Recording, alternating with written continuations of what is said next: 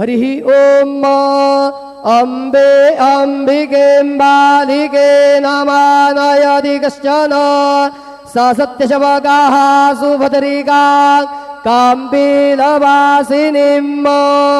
विद्युद्दावसमप्रभा मृगपति स्कन्दस्थितां भीषणाम् कन्याभिः करबालकेटविलसद्धस्ताभिरासेविताम् हस्तैश्चक्रगदासिकेटविशिखां शापं गुणं तर्जनीं बिभ्राणामनलात्मिकां शशिधरां दुर्गां त्रिनेत्रां भजे। गुरुर्ब्रह्मा गुरुर्विष्णुः गुरुर्देवो महेश्वरः गुरुः साक्षात् परब्रह्म तस्मै श्री गुरवे नमः।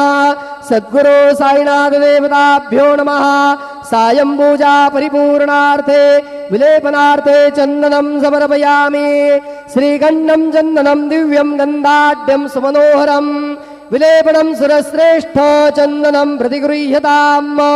विलेपनार्थे चन्दनं समर्पयामि। अक्षताच्च सुरश्रेष्ठा कुङ्कुमाक्तादुशोभिता मया निवेदिता भक्त्या गृहाण परमेश्वर। चन्दनस्योपरि अक्षतान् समर्पयामि। अबीरञ्जगुलालञ्च हरिद्रादिसमन्वितं नानापरिमलद्रव्यं गृहाण परमेश्वर। नानापरिमलसौभाग्यद्रव्याणि समर्पयामि।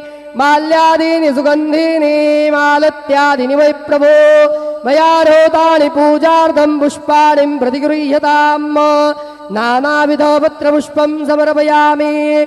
सायंकाले उपहारनैवेद्यं निवेदयामि।